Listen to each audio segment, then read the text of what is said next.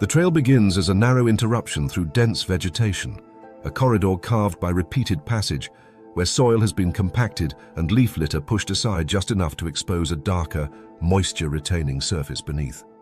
Even before a human presence enters the frame, the environment is already primed for interaction. Shade dominates here, not as a uniform canopy, but as layered obstruction, where sunlight fractures into dim, filtered fragments that struggle to reach the forest floor. In this subdued light, humidity lingers. Air movement slows. Moisture evaporates reluctantly, creating a stable pocket where water vapor, plant respiration, and decomposing organic matter accumulate into a persistent atmospheric density. It is within this quiet, insulated space that mosquitoes wait, not randomly dispersed, but concentrated along predictable routes where animal movement is most likely to occur.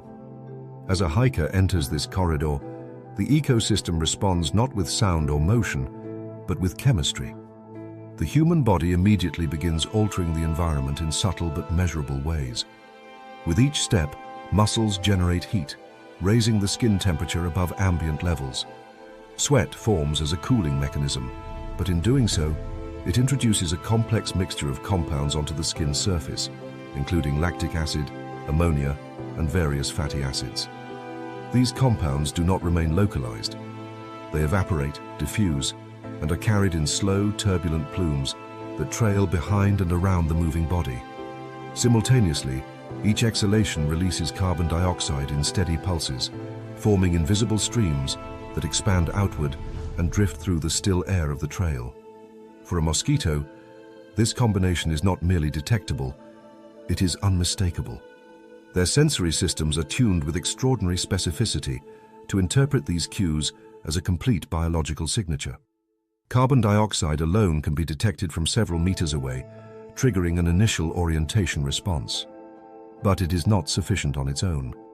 As the mosquito moves closer, guided by this expanding plume, it begins to sample additional signals. The warmth radiating from the skin, the moisture gradient in the surrounding air, and the chemical fingerprint of sweat compounds. These layers of information refine the approach, transforming a general direction into a precise landing trajectory. The structure of the trail amplifies this process. Unlike open environments where wind disperses chemical signals quickly and unpredictably, the enclosed nature of a forest path allows these cues to persist and concentrate. Vegetation acts as a barrier, reducing airflow and creating pockets where carbon dioxide and body odors accumulate rather than dissipate. The result is not a fleeting signal, but a sustained one, an elongated trail of attraction that lingers even as the hiker continues forward. Mosquitoes positioned along the edges of this path do not need to search actively. They occupy a zone of interception where the probability of encountering a host is consistently elevated. Movement further enhances vulnerability in ways that extend beyond chemistry. As the hiker advances, clothing shifts, stretches, and occasionally lifts, exposing areas of skin that are otherwise protected. Ankles, wrists, and the back of the neck become accessible entry points, particularly as fabric fails to maintain a constant barrier during motion. At the same time, the act of walking generates microcurrents in the surrounding air, subtle disturbances that help disperse scent molecules while also signaling the presence of a moving object. To a mosquito, this is not simply a target. It is a dynamic, continuously updating source of information that confirms both proximity and viability. Temperature contrast plays an equally critical role. In shaded environments where ambient conditions remain relatively cool, the human body stands out as a concentrated source of warmth. Mosquitoes possess thermoreceptors capable of detecting even slight differences in heat, allowing them to distinguish living hosts from inert surroundings. This thermal signature becomes especially pronounced when combined with moisture, as perspiration enhances heat transfer and creates localized areas where evaporation is actively occurring. These zones, often along the forehead, arms, and lower legs, become focal points for landing, as they represent both accessible blood supply and optimal feeding conditions. What emerges from this interaction is not a sluchina encounter, but a convergence of ecological design and biological adaptation. The trail, shaped by repeated use, channels movement through environments that inherently favor mosquito survival: shaded, humid, and sheltered from wind. The human body, in response to physical exertion, amplifies its own detectability through heat production, chemical release, and increased respiration. Together, these factors create a scenario where the mosquito does not need to hunt in the traditional sense. It waits, positioned within a landscape that delivers hosts directly into its sensory field. Even the timing of such encounters reflects this alignment. Many mosquitoes are most active during periods of low light, when temperatures are moderate and humidity remains high, conditions that often coincide with early morning or late afternoon hikes. During these windows, the contrast between human-generated signals and the surrounding environment becomes even more pronounced, further increasing the efficiency of detection and approach. In this way, hiking transforms the human presence into something more than a simple passerby. It becomes a moving signal, a layered broadcast of heat, scent, and motion that travels through a landscape specifically structured to receive it. The mosquito, often perceived as a passive nuisance, reveals itself instead as a highly specialized responder within this system, attuned to the precise conditions that human activity unknowingly provides. The encounter, then, is not incidental. It is the predictable outcome of two systems intersecting, one driven by survival through movement, the other by survival through detection. The trail bends almost imperceptibly, shifting from compacted earth into a patchwork of roots, decaying wood, and scattered stones, where the boundary between pathway and habitat begins to dissolve. Here, the forest is not simply a backdrop, but an active structure of territories layered within one another, each defined by scent, resource availability, and proximity to shelter. A fallen log, softened by moisture and threaded with fungal growth, appears inert at first glance, yet within its hollowed core, a colony of social wasps maintains a concealed architecture of pulp and saliva, their nest hidden behind a thin barrier of decomposing fibers. Just meters away, the trail continues uninterrupted, offering no visible signal that it has entered a defensive perimeter calibrated not by human perception, but by the sensory thresholds of the insects that occupy it. As the hiker advances, the environment shifts from passive to responsive in ways that are difficult to detect without understanding the underlying biology. Wasps do not rely solely on vision to interpret their surroundings. Their world is structured through chemical gradients and vibrational cues, a continuous flow of information that defines what is familiar, what is valuable, and what is potentially threatening. The air itself carries signals, volatile compounds released by flowering plants, traces of fermenting sugars from fallen fruit, and the faint but persistent odors associated with animal presence. These scents do not disperse evenly. They collect along edges, settle into depressions, and form invisible corridors that guide foraging behavior with remarkable precision. The trail, by cutting through this landscape, intersects multiple such corridors at once. On one side, a patch of late-season flowers produces nectar that attracts foraging wasps, each individual navigating between blooms while memorizing spatial landmarks through a combination of visual cues and polarized light detection.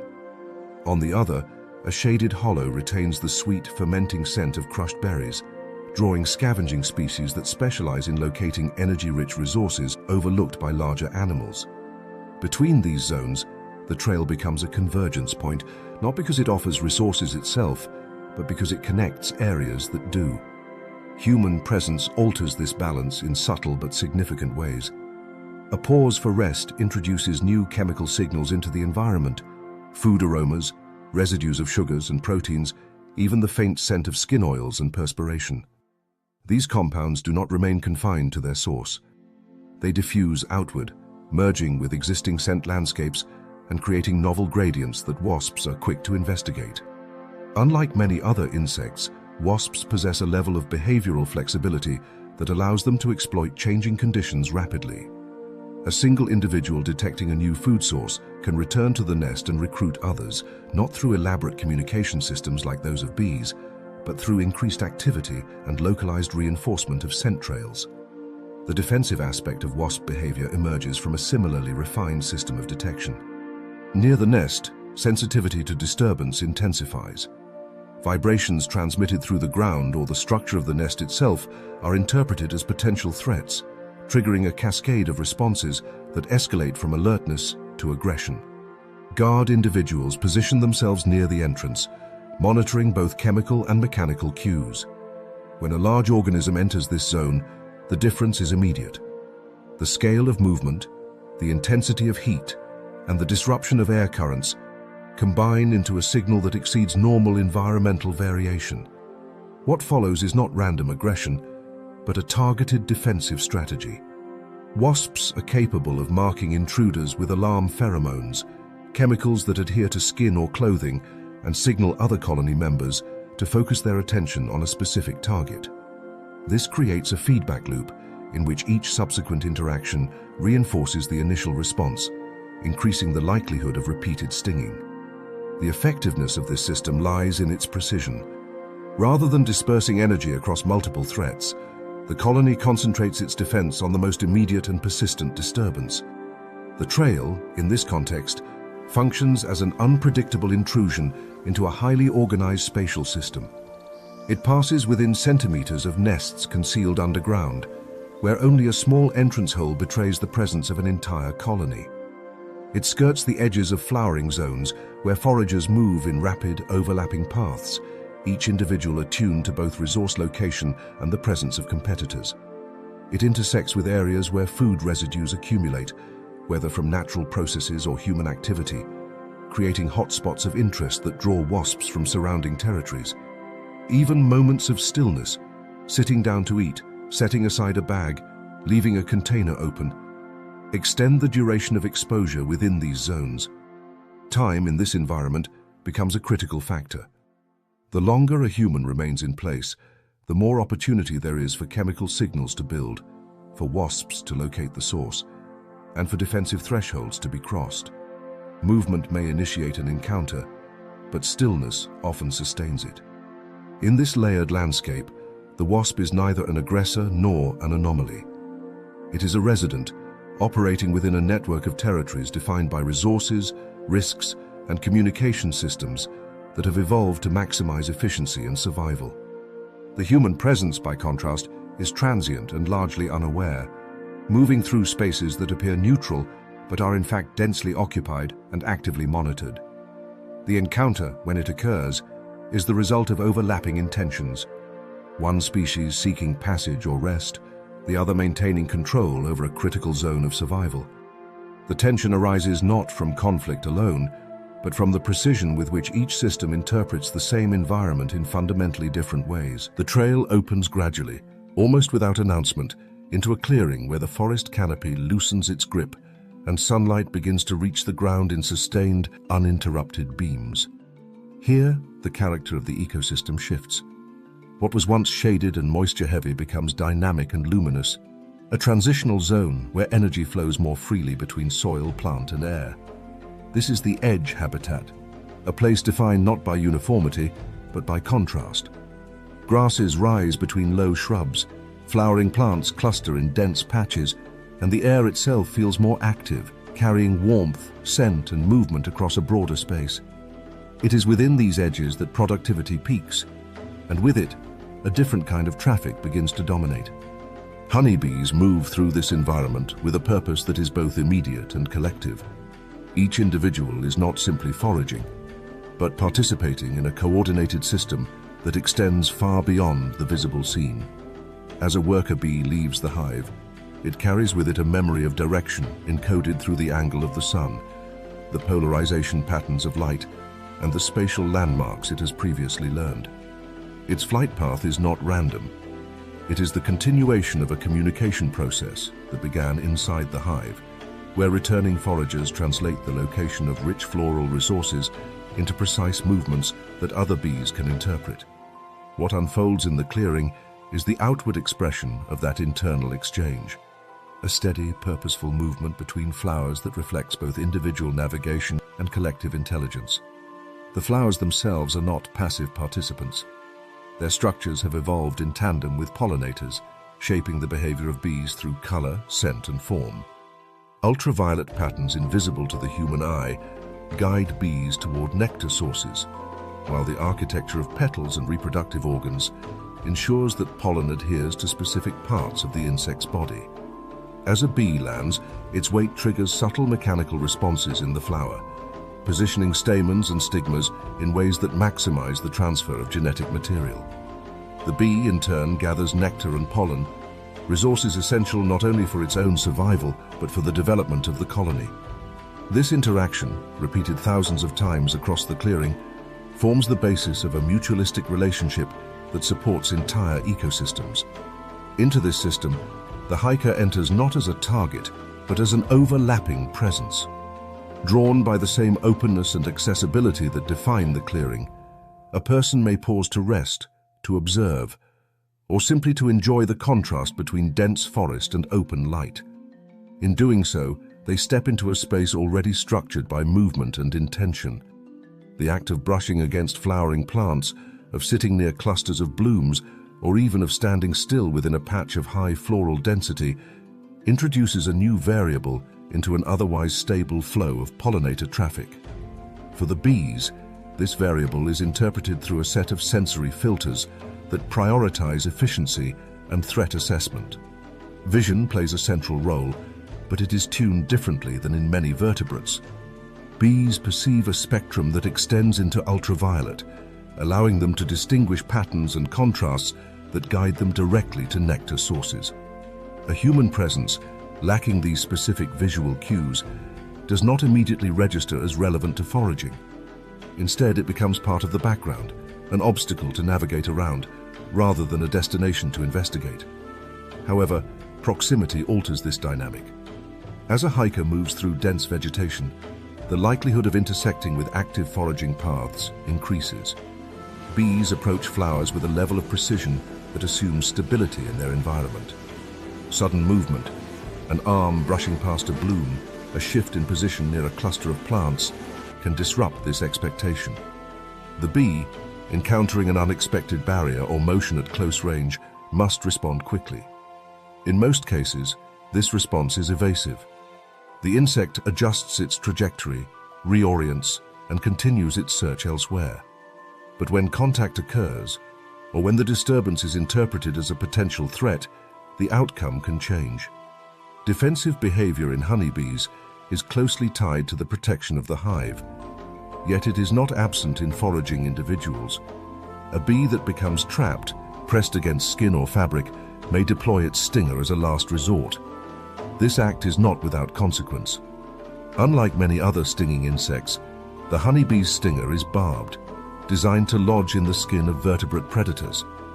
When used, it results in the loss of part of the bee's abdomen, leading to its eventual death. The decision to sting, therefore, is not taken lightly within the context of evolution. It represents a trade-off, where the immediate defense of the colony or the individual outweighs the survival of the forager. The clearing continues to function as a hub of activity, largely indifferent to these brief moments of intersection. Bees move from flower to flower, maintaining the flow of pollen that sustains plant reproduction. The hiker, after a pause, resumes movement, often unaware of the complex network of interactions that continues around them. Yet the encounter, when it occurs, is rooted in a shared attraction to the same ecological feature, a space where resources are abundant, where light and growth converge, and where movement is guided by opportunity. In this overlap, there is no inherent conflict, only a convergence of pathways shaped by different needs. The bee seeks nectar and pollen, guided by evolved sensory systems and collective knowledge. The human seeks rest, observation, or passage through a landscape that appears open and inviting. The clearing, as an ecological edge, accommodates both, but it does so without distinction. It offers resources and space, and in doing so brings together species that would otherwise remain separate. The encounter is not the result of pursuit or defense alone, but of coincidence structured by the distribution of life itself. The trail narrows before rising onto a wooden crossing, where the texture underfoot changes from soil and roots to planks, weathered by sun, rain, and years of human passage. A bridge spans a shallow creek, its railings warm where the light reaches them, pale where repeated exposure has dried and faded the grain. Beyond it, a bench rests under a simple shelter, and farther still, an observation deck opens toward the trees. These structures seem designed only for people, for rest and pause, and the brief relief that comes from stepping out of motion. Yet in ecological terms, they have become something else entirely. They are exposed timber surfaces held above damp ground, warmed by direct sunlight, protected from rot just enough to remain stable, and placed exactly where open air meets vegetation. For carpenter bees, they are not furniture or infrastructure. They are habitat. Unlike social bees that build wax combs in dense colonies, carpenter bees work alone, and their relationship with wood is both practical and precise. They do not consume timber in the way termites do. Instead, they excavate it, tunneling into suitable surfaces to create brood chambers where the next generation can develop in safety. In natural landscapes, this often means dead branches, standing snags, or exposed trunks where bark has peeled away and the inner wood is dry enough to remain structurally sound. The wooden elements of a trail reproduce these conditions with surprising accuracy. Railings, benches, bridge beams, shelters, and overlook platforms all offer the same qualities carpenter bees evaluate in the wild: sun exposure, dryness, workable grain, and enough stability to hold a tunnel through an entire breeding cycle. The inspection begins in flight. A carpenter bee moves close to the wood in short, controlled passes, hovering just off the surface before landing to test it. Its body is heavy for a bee, but the wings hold it effortlessly in place, generating a low, steady vibration as it moves from one section of timber to another. Vision guides the initial search, but the decision to excavate depends on direct contact. The bee explores with its legs and mandibles, reading resistance, texture, and moisture in a way that turns a human-built structure into a series of biological measurements. If the timber is too soft, it may collapse. If it is too damp, developing larvae could be threatened by fungus or instability.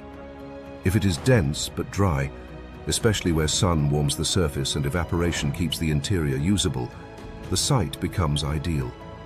Excavation is slow, deliberate, and expensive in terms of energy. The female uses powerful mandibles to remove wood fibers one bite at a time, shaping a round entrance hole that leads inward before turning along the grain. The tunnel is not random. It is a refined architectural solution, minimizing structural weakness while maximizing space for brood cells. Inside, she partitions the chamber into a sequence of compartments, each stocked with a carefully prepared mass of pollen and nectar. One egg is laid in each cell, and then the partition is sealed. What appears from the outside as a single small opening may lead to an entire corridor of developing offspring hidden within the beam of a bridge or the underside of a bench. This is where human rest and insect use begin to overlap in a repeated and predictable way. The very features that attract carpenter bees also attract hikers. A bench in sunlight offers warmth after shade. A shelter offers a stopping point where water can be taken out, packs adjusted, and muscles allowed to loosen. An observation deck invites stillness, and stillness extends exposure. A hiker who passes through quickly may barely notice bee activity, but a hiker who pauses remains inside that space long enough to experience the full rhythm of insect movement around the structure. Male carpenter bees shape much of that experience. Though they cannot sting, they are highly territorial around nesting sites and frequently patrol the air in front of entrances, hovering in fixed positions and rushing toward any moving shape that crosses their range. This behavior often feels confrontational because it is so direct. A person leaning on a railing, turning their head or shifting their shoulders may trigger repeated passes as the male attempts to assess whether the newcomer is a rival. The irony is that the most intimidating individual in the scene is the least capable of inflicting harm. The female, who can sting if handled or trapped, is usually far more focused on her work than on the large animals sharing the structure. Sunlight intensifies everything. Exposed wood becomes warmer than the surrounding air, creating a thermal advantage that supports bee activity. Carpenter bees rely on external heat to maintain efficient flight, and warm timber helps extend the periods during which excavation, nest provisioning, and territorial patrol are possible. Human use of these same structures often peaks in the same hours, especially when midday light makes a bridge scenic or a shelter inviting.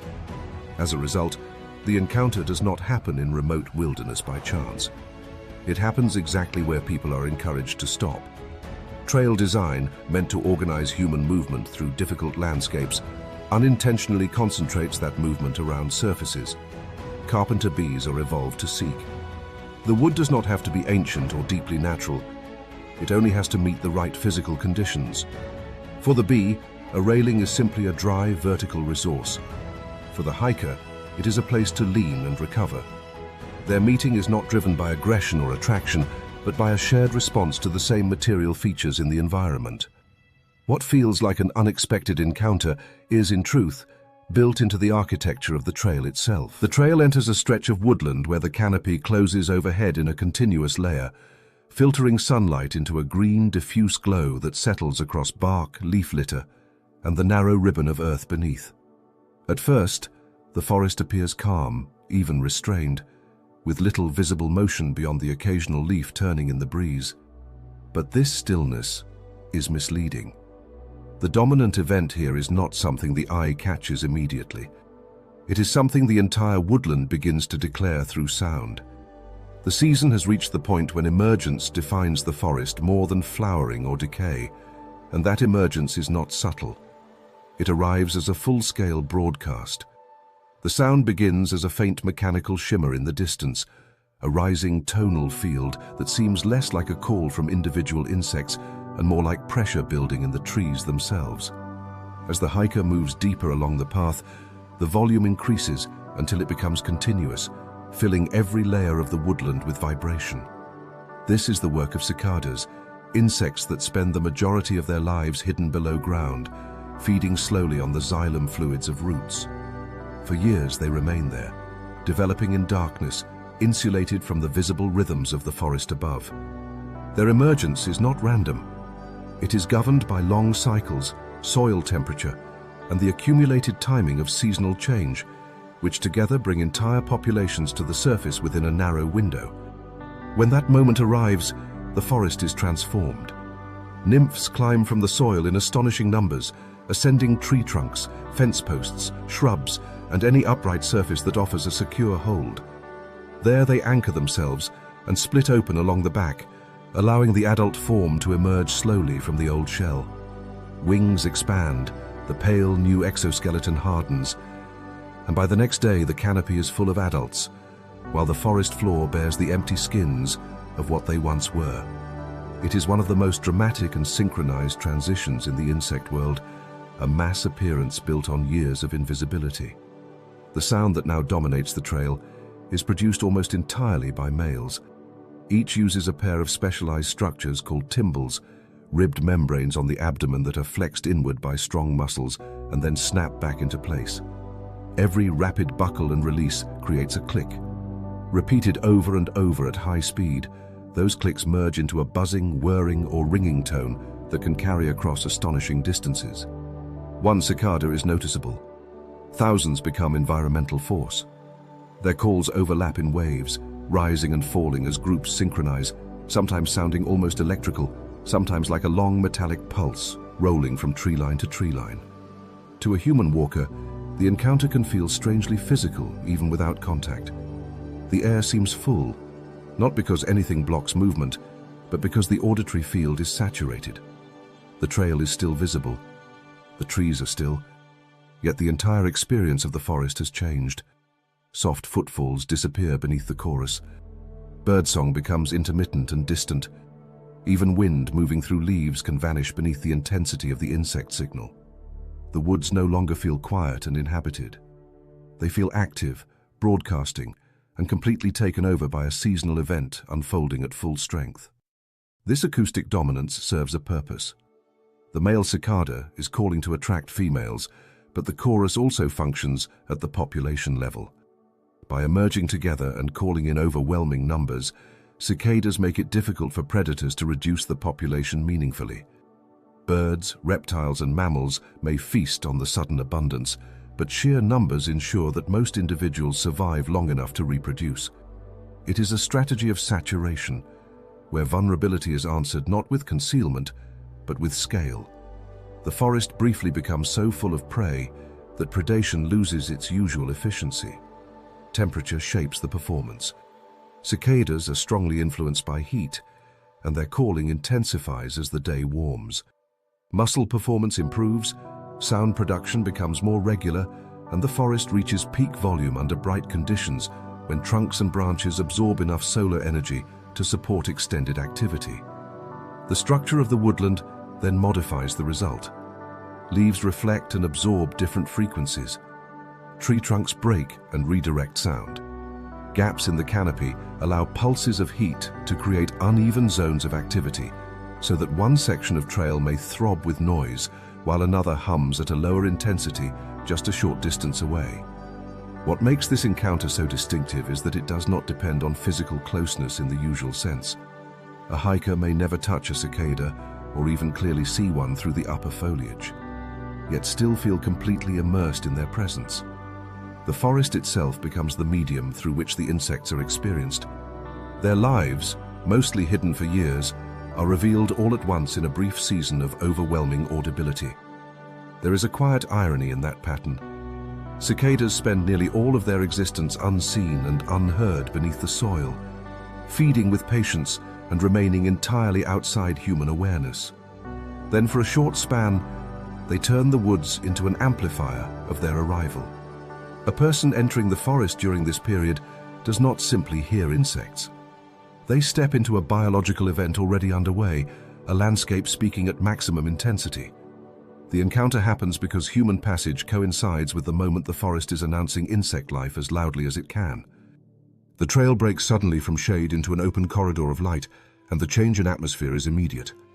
A narrow stream crosses the path over a small bridge, or perhaps the trail skirts the edge of a pond where reeds bend in the warmth and low grasses lean toward water, darkened by depth. Here the forest loosens. Air moves more freely.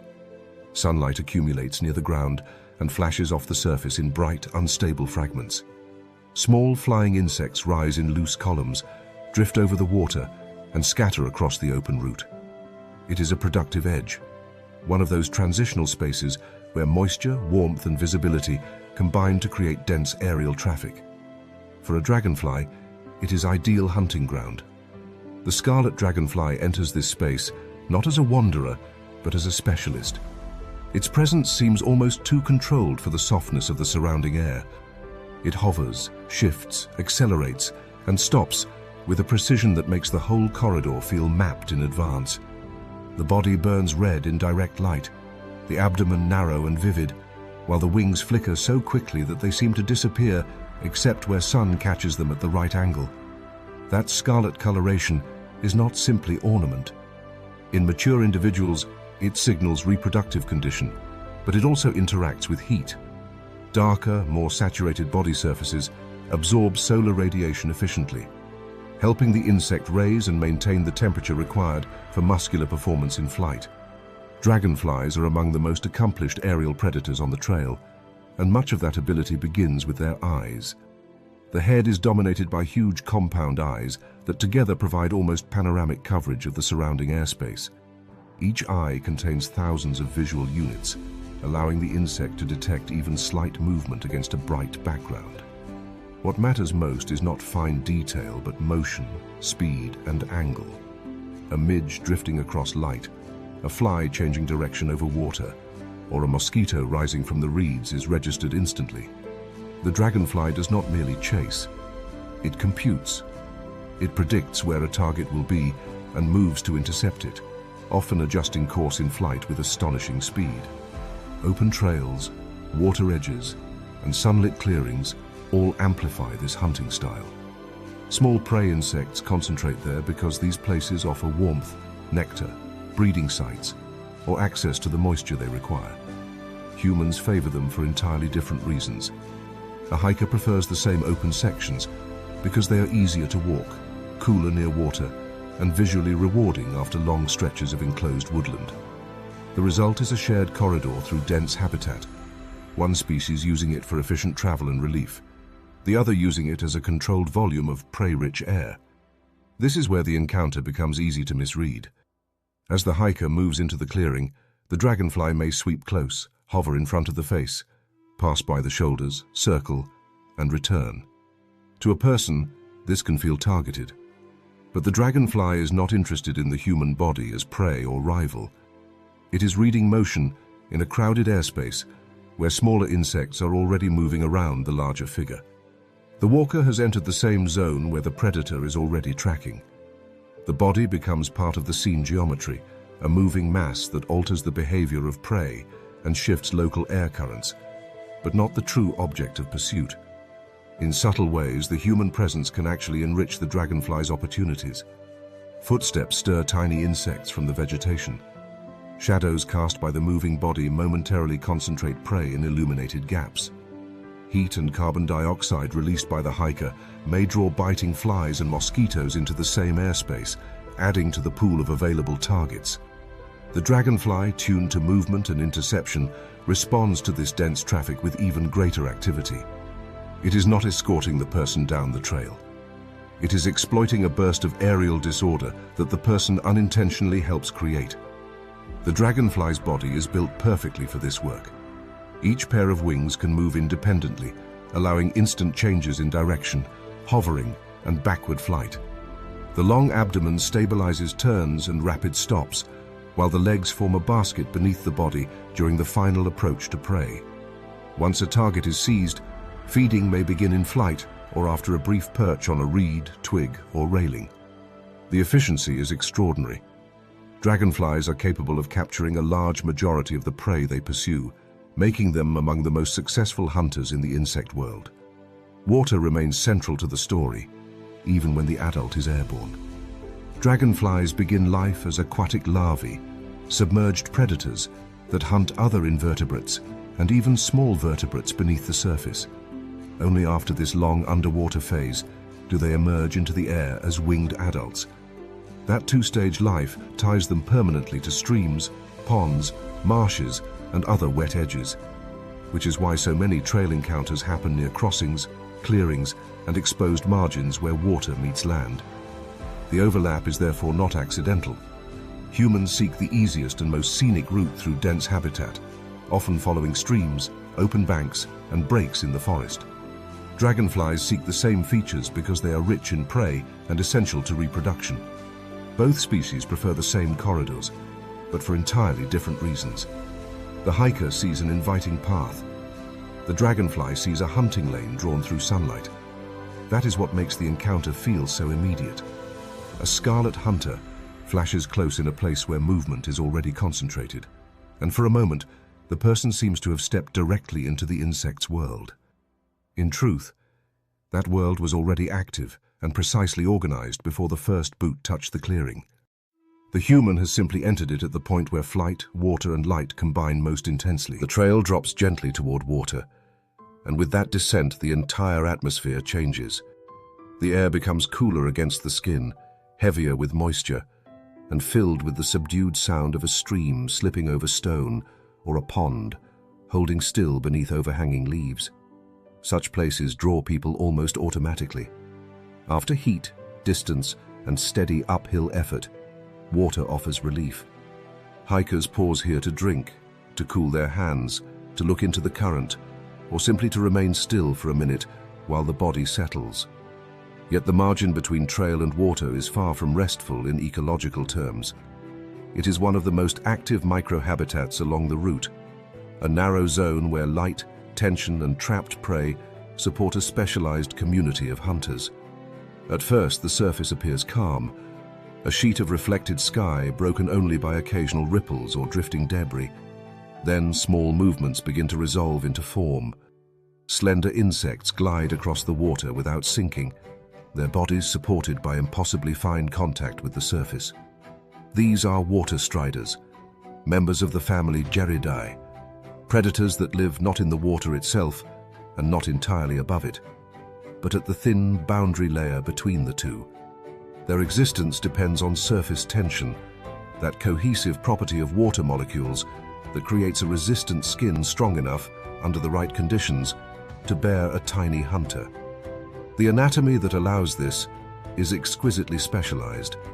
Each leg is covered in dense microscopic hairs coated in water-repelling substances, preventing wetting and spreading the insect's weight across a larger area.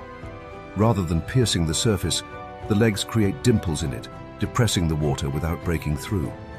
Seen from the right angle, each point of contact produces a tiny shadow and ring of distortion, as if the insect is standing on stretched glass. This is not passive floating. It is controlled balance on a constantly shifting membrane. From that position, the water strider patrols a world defined by vibration. The surface of the stream or pond is not only a platform, but a communication field, carrying information outward in ripples every time something touches, struggles, lands, or falls. A leaf dripping after rain, a gnat trapped by the pull of surface tension, a mosquito touching down to lay eggs, even the twitch of another strider, all produce different wave patterns. Sensitive receptors in the legs detect these disturbances with remarkable precision, allowing the insect to interpret direction, intensity, and distance almost instantly. To a water strider, the surface is a map written in motion. When prey is caught at that boundary, escape is often brief. Many small insects are drawn to water by reflection, humidity, or breeding cues, only to find that once they touch down, surface tension works against them. Wings stick, legs fail to gain purchase, and frantic struggling sends clear signals in every direction. The nearest water strider responds at once, accelerating with quick strokes of the middle legs, while the longer rear legs stabilize the body. It reaches the victim in seconds, seizes it with the forelegs, and pierces it with sharp mouthparts to feed. What appears to a resting human as a quiet, reflective pool is in fact an active hunting field where physics traps prey and predators exploit every error. A hiker, pausing at the bank, enters this system immediately, even without touching the water. Footsteps near the edge send vibrations through soil and roots into the shallows. A leaning body casts shadow across the surface, altering light and temperature in small but significant ways. Hands dipped into the stream break the tension outright, temporarily disrupting the delicate signal network water striders use to detect prey. If a bottle is filled or boots step close to the margin, new ripples radiate outward, briefly erasing some cues and creating others. The pause itself is what matters most. Passing by quickly produces little overlap, but stillness near water extends the encounter. Time allows the observer to notice repeated patrol routes, sudden rushes toward unseen prey, and the way the insects redistribute themselves once disturbance subsides. Water striders may retreat a short distance after a large vibration, then return as soon as the surface settles, resuming their controlled movement across a boundary that is never truly at rest. This microhabitat is active because so many ecological needs converge here. Water cools the forest edge, reflects light, attracts thirsty animals, and concentrates small insects whose life cycles depend on wet conditions. Predators gather where prey is likely to make mistakes, and the water strider is one of the most refined examples of that logic. It does not dive, chase through vegetation, or rely on brute speed. It hunts by mastering a physical property of the environment that many other animals cannot use at all. There is something quietly revealing in the overlap between human and insect here. The hiker comes to water for relief, scenery, and recovery. The water strider occupies the same place because it is one of the richest hunting platforms on the trail. Both are responding to the same feature in the landscape, but with entirely different intentions. One sees rest. The other reads opportunity in every ripple. That is why these encounters feel so strangely intimate despite their small scale. A person kneels by a stream expecting calm and discovers, if only by close attention, that the surface is already crowded with life, risk, and predation. The water is not a pause in the ecosystem. It is one of its busiest thresholds. Human relief and insect activity simply happen to meet at exactly the same edge. The trail narrows again where vegetation presses closer, branches leaning inward as if reclaiming the corridor from repeated passage. Light filters unevenly through the canopy, breaking into shifting patches that move across bark, leaves, and the occasional wooden signpost marking direction or distance. These structures, natural and constructed, create a layered network of perches, edges, and vertical lines that interrupt the otherwise continuous flow of foliage. To a human, they are reference points or supports, places to lean, to steady a step, or to pause and orient. Yet within this same arrangement exists another kind of presence, one defined not by movement, but by its deliberate absence. A praying mantis occupies this space with a precision that depends entirely on stillness. It clings to a branch or the edge of a sign, its elongated body aligned with the structure in a way that dissolves its outline into the surrounding geometry. Its coloration matches the environment, green against leaves, brown against bark, sometimes mottled to reflect a mixture of both. The forelegs are folded tightly in front of the body, held in a posture that suggests readiness rather than rest. This is not a passive state. It is an active configuration, one that minimizes detection while maximizing the potential for rapid movement. The mantis does not search for prey in the way many insects do.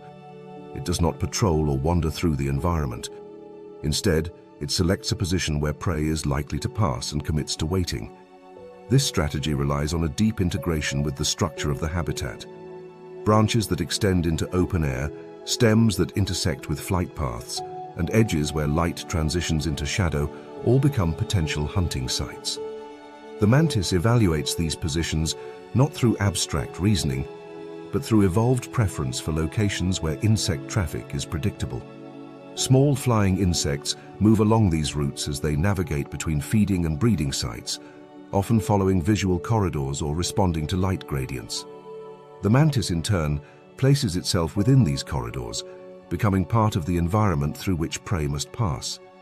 Its sensory system is tuned for this mode of hunting.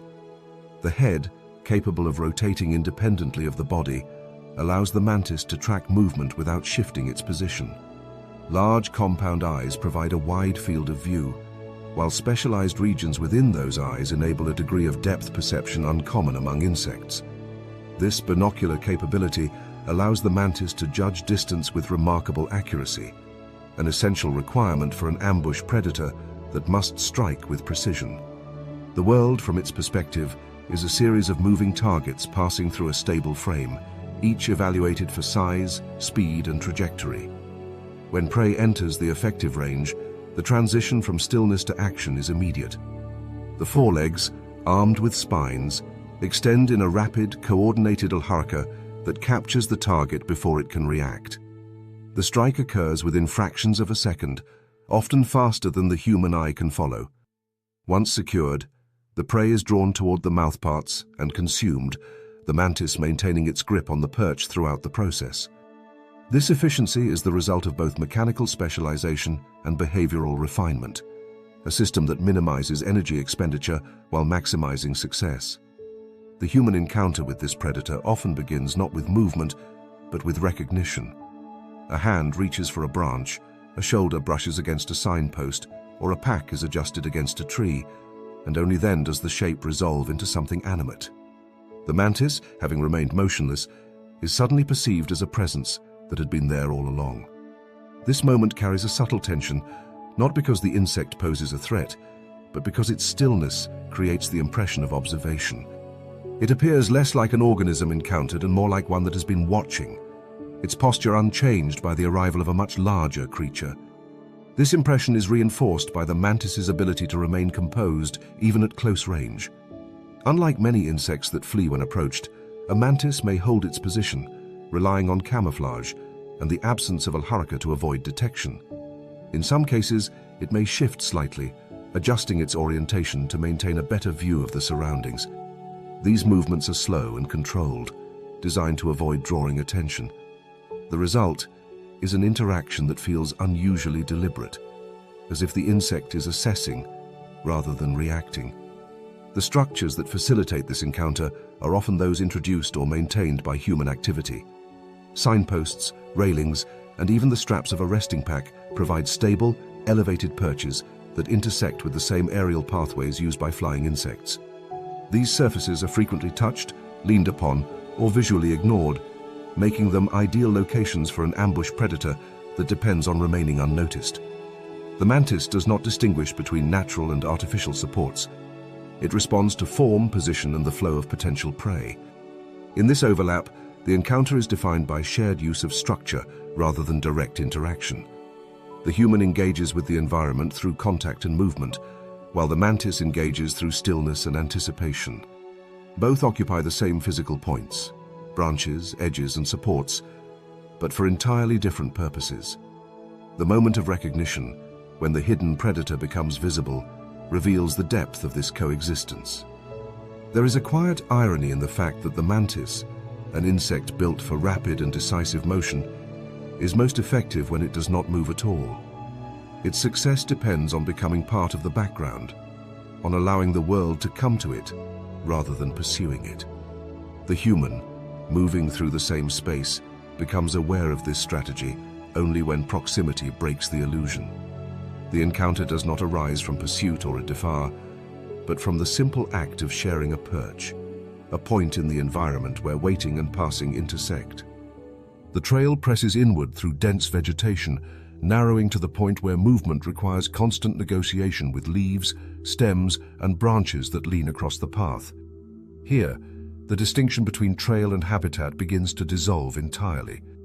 What appears to the hiker as a corridor is, in reality, only a slightly less obstructed section of continuous growth, where each step involves brushing aside foliage or reaching out to steady balance against what seems like an unchanging background. In this environment, the human eye begins to simplify.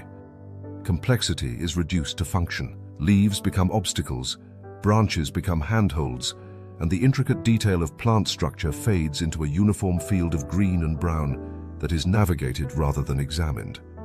Within this apparent uniformity, another organism occupies the same space with an entirely different purpose. The stick insect does not move through the vegetation in search of opportunity. It becomes the vegetation, not metaphorically, but through a combination of form, behavior, and coloration so precise that it erases the boundary between animal and plant. Its body elongates into the shape of a twig, segmented in a way that mirrors the joints of stems, sometimes even bearing irregularities that resemble buds, scars, or slight breaks in the wood. The legs extend outward at angles that mimic smaller offshoots, completing the illusion of a fragment of plant matter suspended in place. This camouflage is not static, it is supported by behavior that reinforces the visual deception. When exposed to movement in the surrounding environment, such as a passing breeze, the stick insect may sway gently, matching the oscillation of nearby leaves and branches. This motion is not random. It is a response that integrates the insect into the dynamic rhythm of the vegetation, ensuring that it does not stand out as a rigid form in a field of constant, subtle motion. The result is an organism that not only looks like part of the plant, but behaves like it as well. The effectiveness of this strategy lies in how visual systems, both human and animal, process information. Predators often rely on detecting contrast, edges, and movement to identify prey. By reducing these cues, the stick insect avoids triggering the mechanisms that would otherwise reveal its presence. Even at close range, the eye may pass over it without recognition, interpreting it as part of the background. This is not a failure of perception, but a consequence of how perception is optimized for efficiency. In a dense environment, the brain filters out repetitive patterns to focus on what changes. The stick insect exploits this tendency, embedding itself within those patterns so completely that it becomes invisible through familiarity. For the hiker, this creates a unique form of encounter, one defined not by approach or detection, but by sudden realization. A hand reaches out to grasp what appears to be a stable branch, or a shoulder pushes aside a cluster of stems, and in that moment, the boundary between object and organism collapses. The branch shifts, or a segment bends in a way that does not align with plant structure, and the hidden presence becomes visible.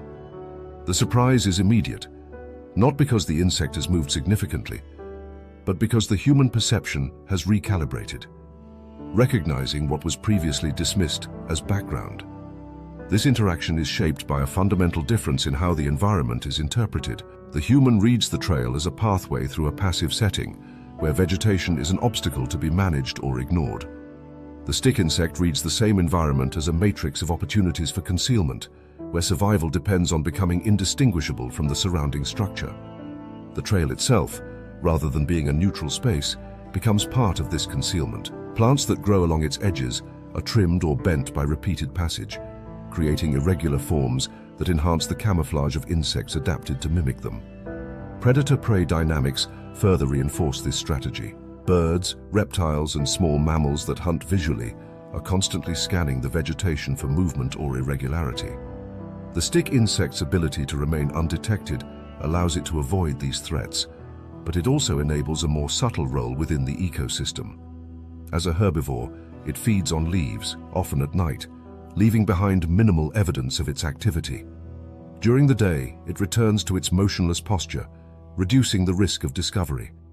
This cycle of feeding and concealment links it to the broader Ennebat system, influencing plant growth while remaining largely unseen. Reproduction introduces another layer of adaptation that aligns with its hidden existence. In some species, females are capable of parthenogenesis, producing offspring without fertilization. This allows populations to persist even when mates are scarce, a useful trait for organisms that rely on remaining undetected. Eggs are often dropped to the forest floor, where they resemble seeds in both form and color. Some are even collected by ants, attracted to nutrient-rich structures on the egg surface, and carried into their nests. There, protected from many predators, the eggs develop until the young emerge and climb back into the vegetation above. This indirect interaction with another species illustrates how the stick insect's life cycle extends beyond simple camouflage, integrating into a network of relationships that support its survival. The trail, in this context, becomes a stage for these hidden processes. Each plant along its edge may host organisms that are present but not perceived, their existence masked by the very patterns that define the environment.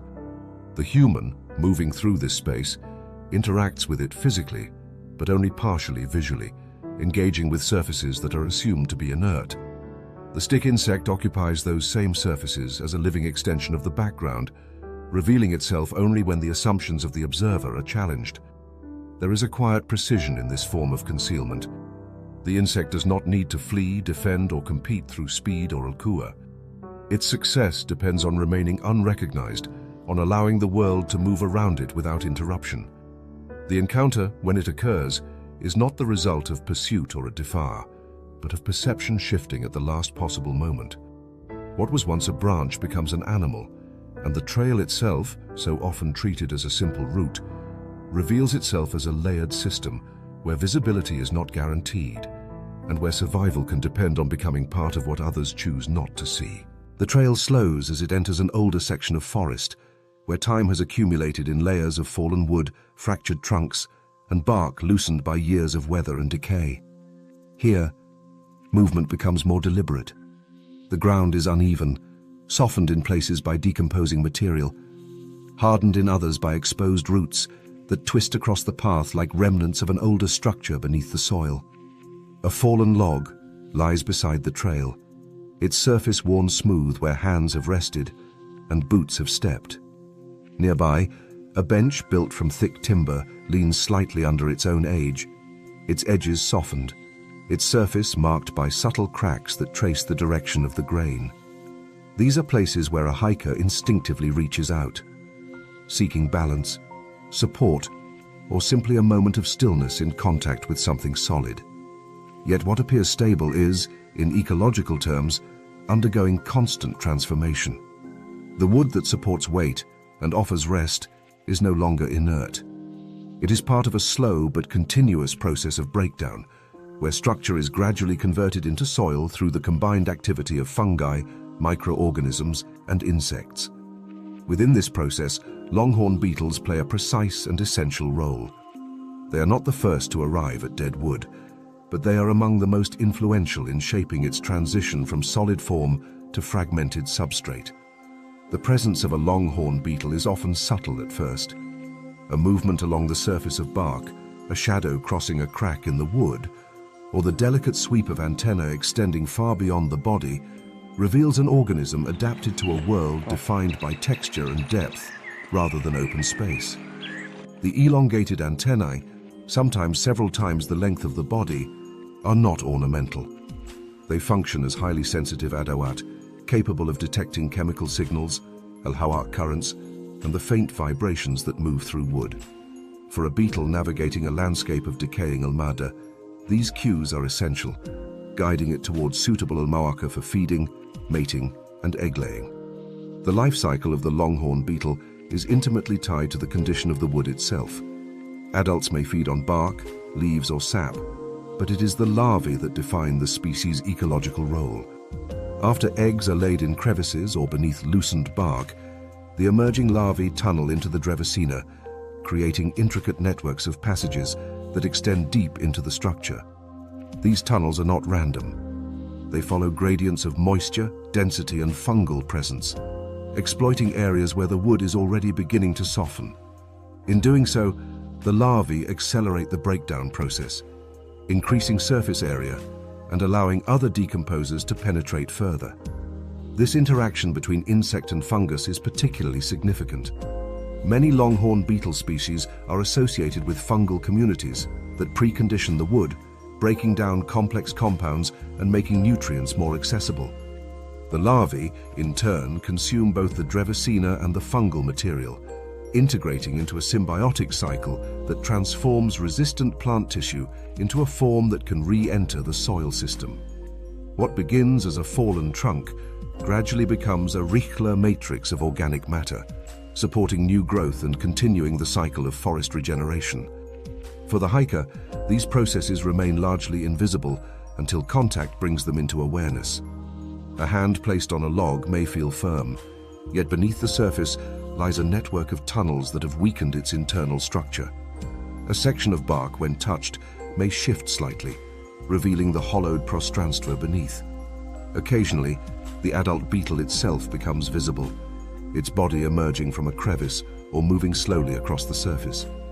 The encounter is quiet, without the sudden motion or assault that characterizes other insect interactions. It is defined instead by proximity and realization, by the recognition that the object providing support is also a habitat in transition. Old trail structures amplify this effect. Benches, railings, and wooden steps, particularly those left untreated or exposed to the elements, begin to resemble the natural substrates longhorn beetles are adapted to exploit. Cracks form, moisture accumulates in sheltered areas, and fungi establish themselves within the nyout. Over time, these features attract beetles that treat the structure not as an artificial intrusion, but as an extension of the forest's supply of Drevacina. The same bench that offers rest to a passing hiker may also serve as a site for egg-laying, its internal space gradually transformed by unseen activity. Predator-prey interactions unfold within this scrutiny world as well.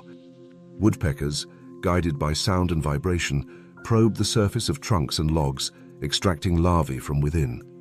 Their activity leaves characteristic markings, small holes and stripped bark, that signal the presence of insect life below.